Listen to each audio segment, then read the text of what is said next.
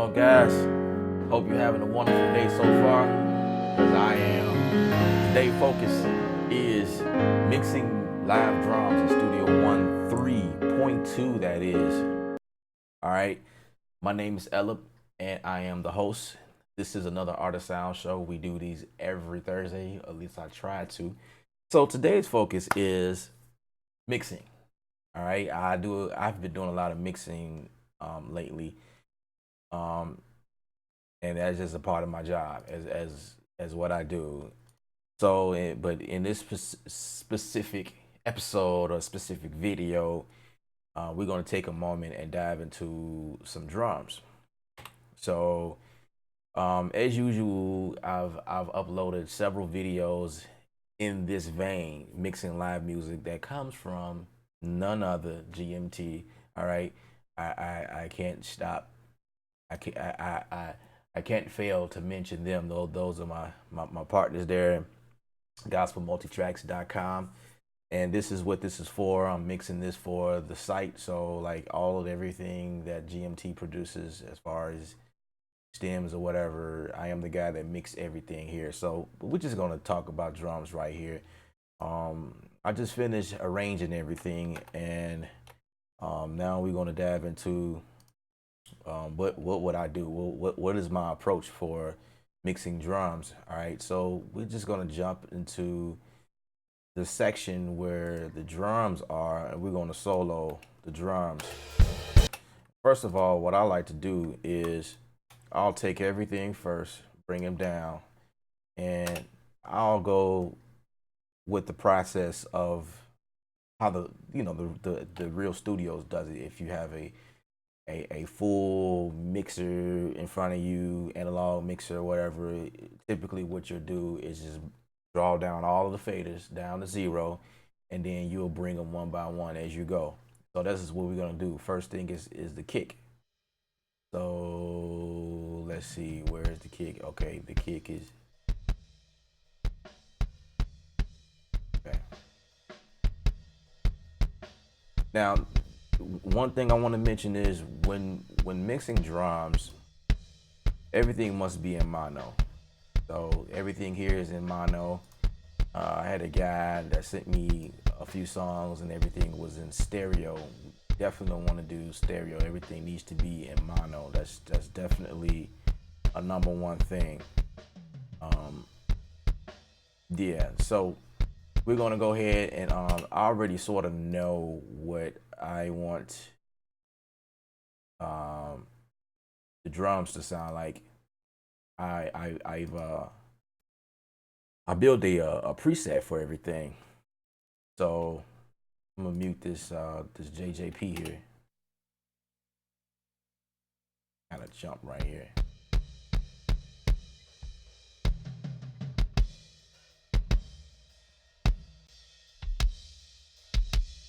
Now the JJP, this definitely, there's some type of algorithm in here that makes the kick just go extra punchy, and it gives you that wet punchy sound. So I'm using that now, and especially I have API. API definitely provide me that warmth, the API sound that I'm looking for.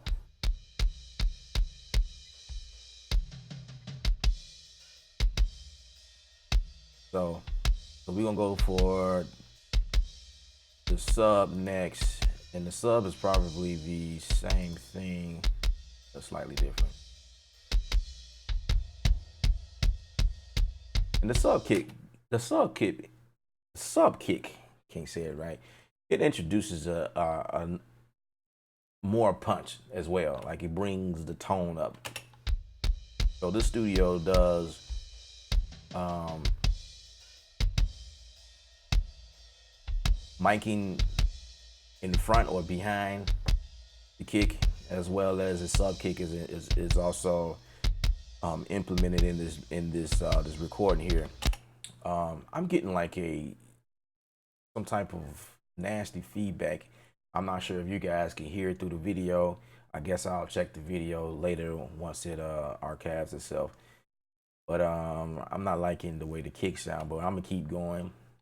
So if you guys hear something, it's like, you know, that's terrible.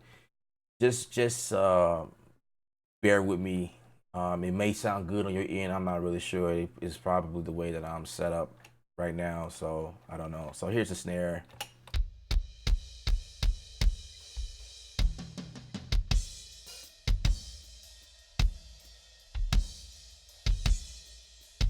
Now the snare mic is picking up some of the kick as well, and that's not a problem. What I typically do for stuff like this, I will use a EQ and, you know, kind of bring that out. And I actually have a preset for it, but I want to show you guys something. I'm using the parametric EQ here, and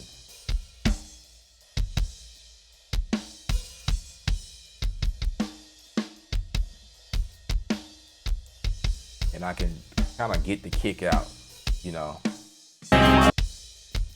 So say for instance, let's bypass this. It's not a real big deal, you know what I mean? But sometimes I go through this process. I never really mess with like the higher end where the hats and cymbals and things like that coming in, because what you're doing is you're ultimately dulling the snare drum. So I never do that, even though a lot of times we use EQs to cut something. I just would just leave that flat right there, and I just cut the lows because I don't need the lows, and I'll just typically leave it like that. And then I'll bring a 76 on over here.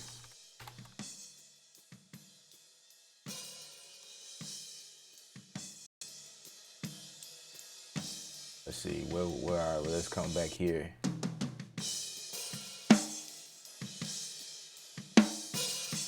There is a preset for it. I need the snare to kind of crack a little bit.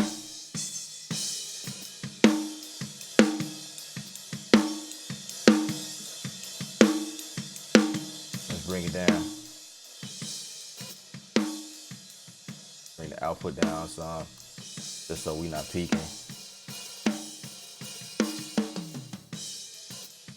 Let's bring the bottom snare. I'm gonna go for the preset for the bottom snare.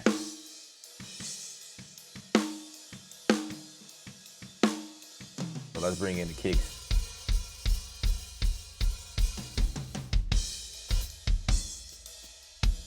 All right, now there's a frequency in the kick that I'm not a fan of right now, so we're gonna try to cut that out.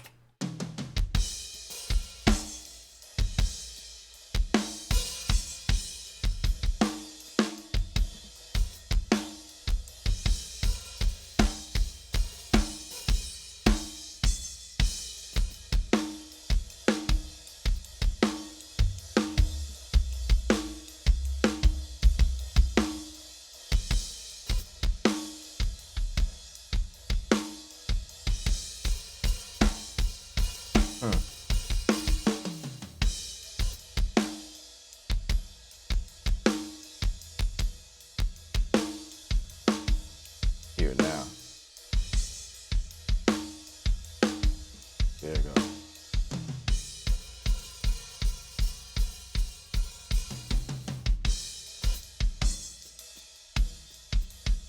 Don't wanna cut too much of the kick out.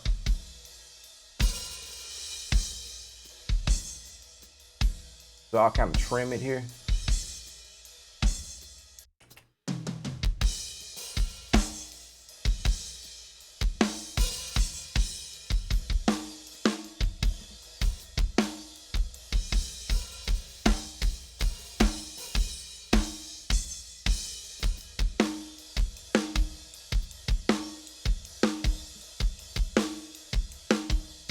Don't want my kick too fat, you know what I mean? I want it nice, low, and punchy.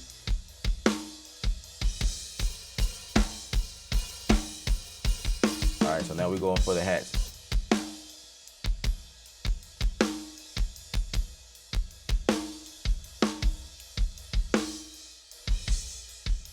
Now with my hats,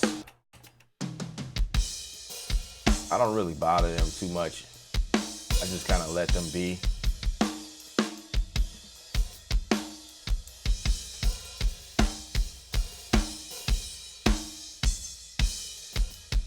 Let's see if we go over here. There we go. Need to be where the meat is, you know what I mean?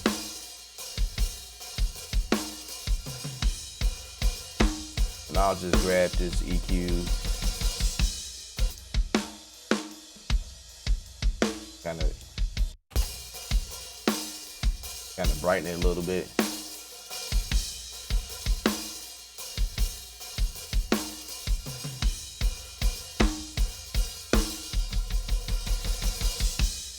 All right, so now my toms, let's see what they sound like.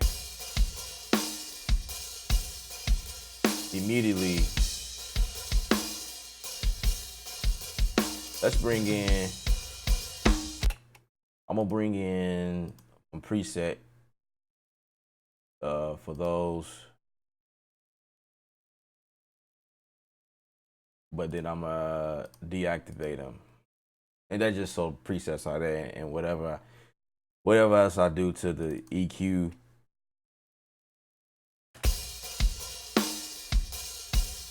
whatever else I do to the EQ, I'm gonna finish what I'm saying. Whatever else I do to the EQ, because the first thing I was thinking about was bringing the EQ here. But if I still want to use my presets of other plugins I have for the channel, I can, I have them since I brought them in. If you bring in the EQ first, say like you thinking, let's attack that with EQ, the first thing I hear, and you say, you know what, I want to bring in the other plugins I'm using, you will overwrite everything. So that's kind of the reason why I brought it in first. Okay, now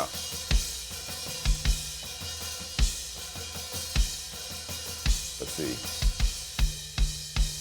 So it's definitely this one here.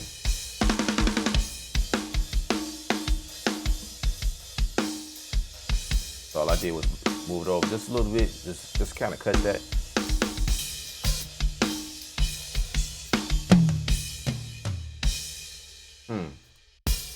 Now the JP definitely boosted. Now I need to get rid of it. There we go.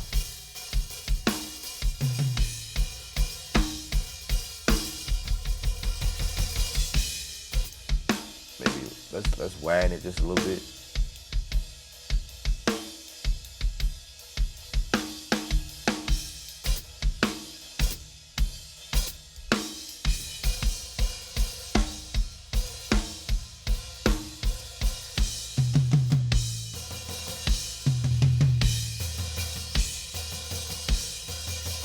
Yeah, the JJP just give the toms like a nice touch. Telling you. So the JJP here for the toms, I just have it for, I have the it's actually a preset, is the tone toms, whatever this preset is. Okay. You just go to the presets here. Yeah, so the tone toms, perfect. Don't need to do much. I may cut the gate down or the lows down, just depending on, what I hear or whatever.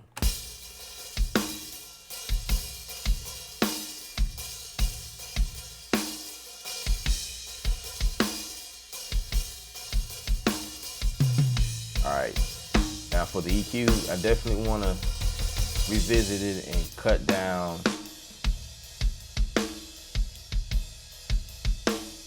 some of this low end stuff that I don't need,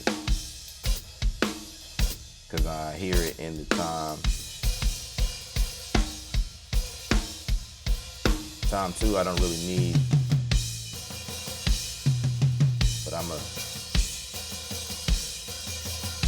yeah.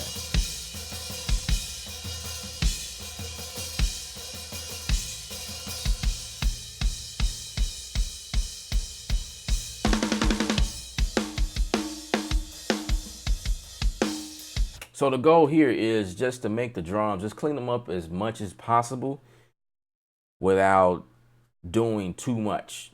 You know what I mean? That's the whole goal when mixing drums. I definitely don't want to. I don't want to change the tone of the drums unless it's just really whack. But try to get them, you know, close to perfect as possible.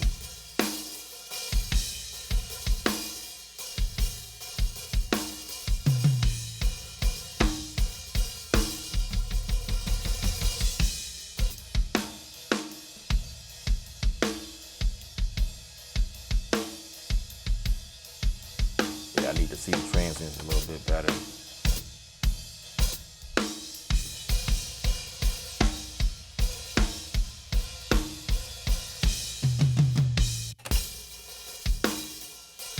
Now the snare.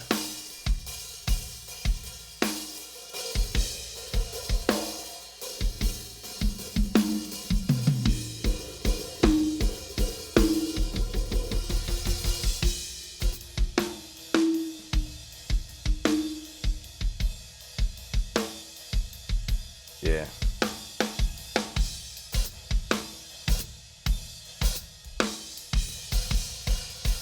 Swaying it just a little bit.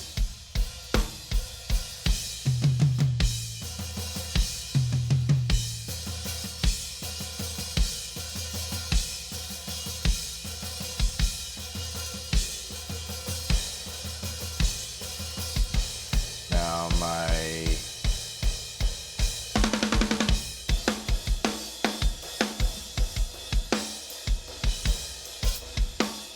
overhead here.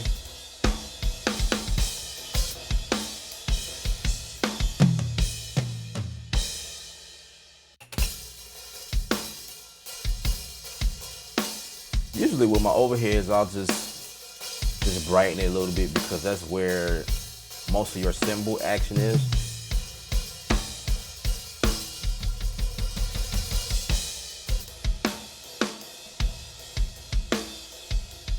And this is the rad right here. Let's pin this so I can open this one too.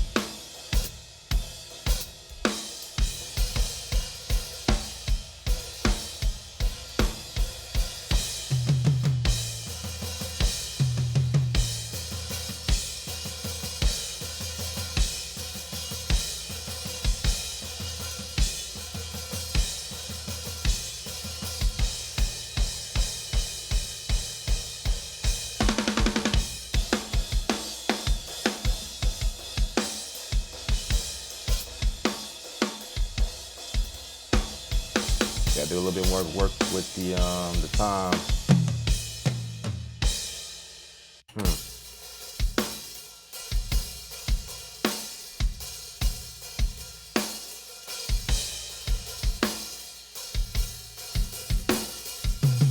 Got a little room.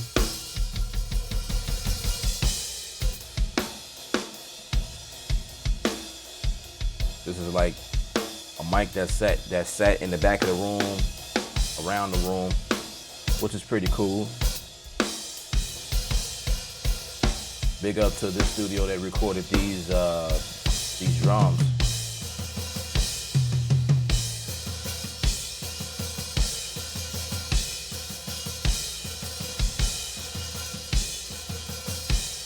And here's a mono mic right here.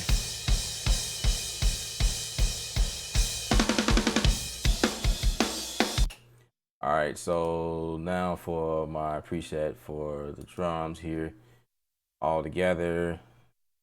So I'm gonna go one by one because I don't want everything to come in at the same time. So I got Kramer tape on there. The Kramer tape for me is what makes the drums a little bit thicker and it gives it that wider, you know, it just all together just sounds a little better. Give it that thicker, it brings the drums out more. There's still something in there where the kick is, and it's in the tom.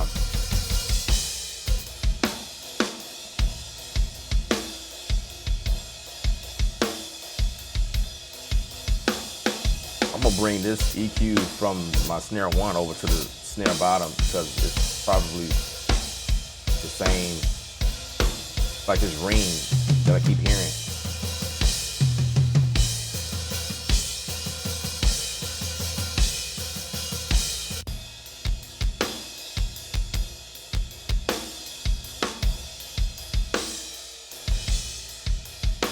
like that ring don't want to leave.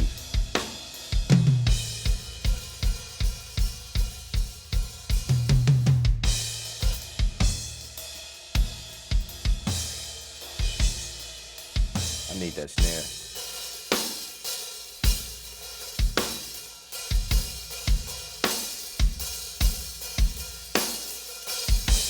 So I'm not gonna bring in the EQ because the EQ was set from last time.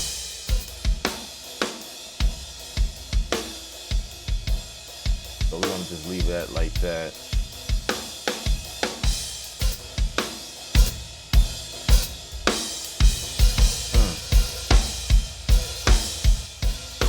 I'm not gonna play with that right now.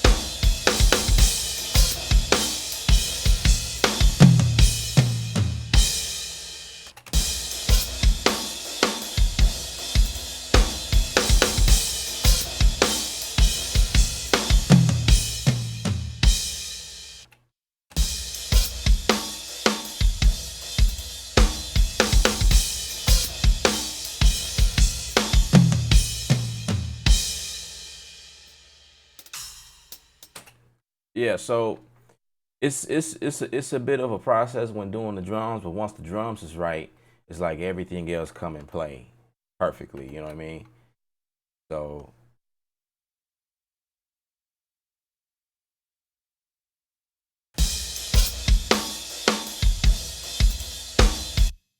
it's something else I'm listening to.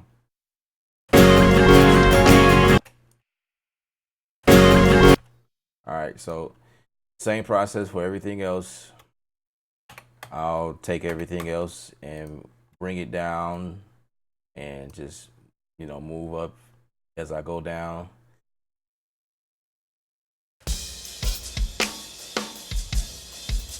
Just kind of help, the mix fade in and things here and there. Fade in the bass here.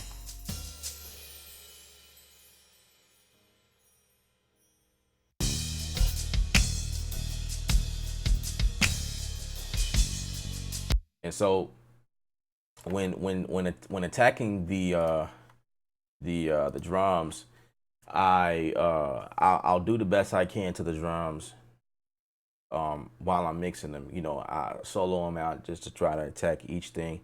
I'm not done with them yet. I still have a bit much to do, but I'll do the best I can while it being soloed, and as you guys see me fade in one track by track, and then when I feel like it's decent, halfway decent, I'll start fading in some of the other instruments and things like that, just so I can hear how well they gel with the other instruments. You know what I mean?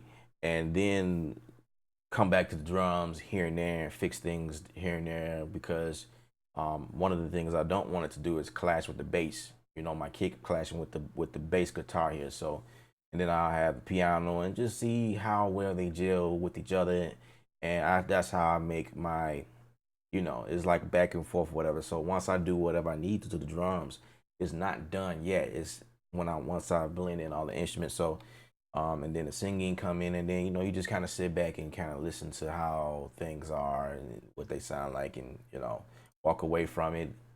Come back a couple of hours and just make sure that it's sounding good or whatever. And that's really the process of mixing drums here. I hope you guys learned something. This was very short. I just want to do something right quick and make sure you guys, I don't know, some of you guys may need help, mixing drums and some of the process. This is just some of what I do when mixing live drums. The very the I'll say the most important thing about mixing, first of all, is receiving files that are quality, top quality. That's number one thing. As a mix engineer, that's one of the things that we love when we get a project and everything's recorded properly. You know what I mean?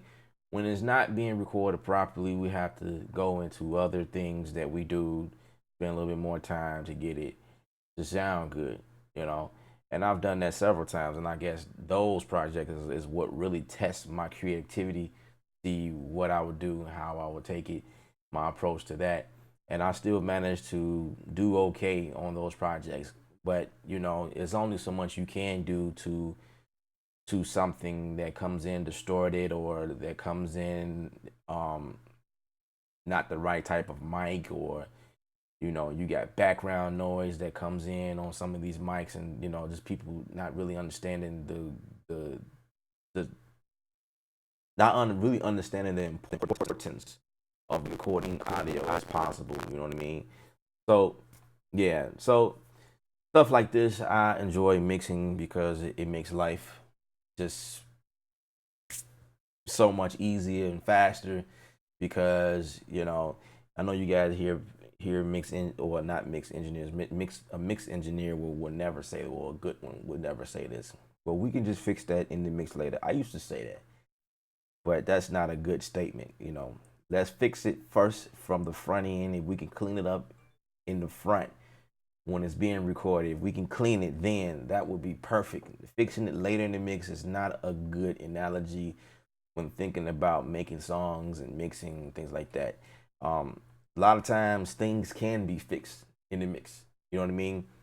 That's what we do. We go in and we fix things. But it when we're talking about quality, like if you're recording a vocal or drums or whatever the case may be, you want to avoid recording distorted, because distortion cannot ever be fixed. Now, if we can make it into effect, but we put distortion on things as an effect, you know, for whatever style music we're doing, you know, if that's what you're going for, then yeah. But if you're talking about something clean as far as the quality, you know, stuff like that you want to avoid. And then like your background noise, you want to be isolated from everything, your room, you know what I mean? Someone asked me, man, I see you mixing and you don't have any padding or anything, and yeah, you don't see any pad, but the pads in your room, the pads definitely help. You know what I mean? They trap bass, they kill dead, they kill reverb. You know what I mean? And they make your room dry enough so you can hear every single thing. True enough. And I had a studio where I had everything padded. It's just now I'm in a small setup or whatever. But even with that, you can still have a terrible mix. So it really doesn't matter what you have. It's all about learning your equipment. You know what I mean? Learning your speakers, learning your system, listen to songs that are mixed properly and train your ears as to what that is, you know what I mean, on your speakers, and then attack a mix. That's what I do all the time. I train my ears to know how to mix and what to expect. You know what I mean? That's not good advice to some people, but for someone who doesn't have a budget to, because acoustic foam is, you know, professional sound treatment in your room. That's very expensive. It can get very expensive. No one really has a, you know, not a start out person. Don't have a budget to get completely foamed out. I'm next to a window. Like what? Who does that? But I mean, when you've been doing it for so long, I know what I'm doing. I know what to look for, and that's just kind of what it is for me, and I'm successful that way. However, I do not knock the people who has a setup with the farming, because that's definitely important. That's actually what I'm moving to next. You know what I mean? I have a next setup that I'm working on. I've been hush hush about it, and the next setup will be proper. Everything will be proper. I'm looking to purchase the scepters. You know what I mean? That's my next purchase, and things are coming up pretty soon. But I didn't want the fact that I don't have everything to keep me from being productive, if that makes any sense. That's probably another tip for you guys. Just because you don't have everything, don't mean prolong things. Just like do your thing. You know what I mean? Like just do what it do, whatever you got. Just do it. You know what I'm saying?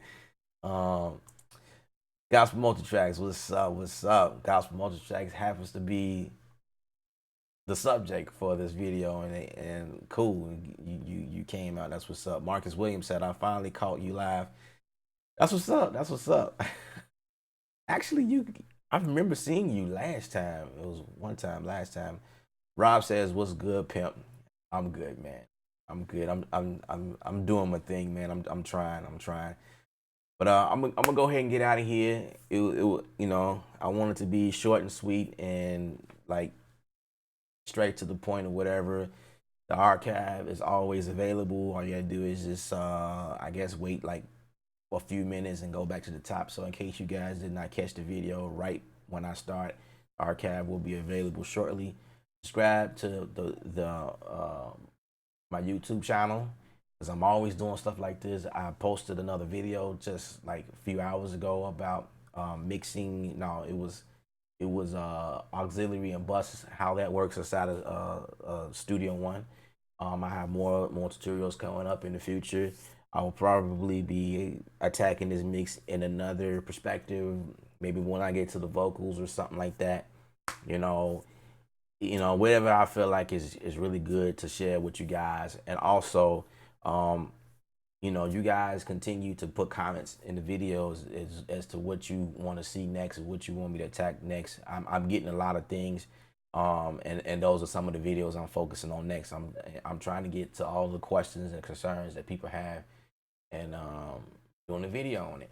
All right, so once again, I want to thank you guys for coming out. I appreciate you guys. I'm your boy Elib. Remember, music is art. You're the artist. Paint your picture. And I hope I can get this right.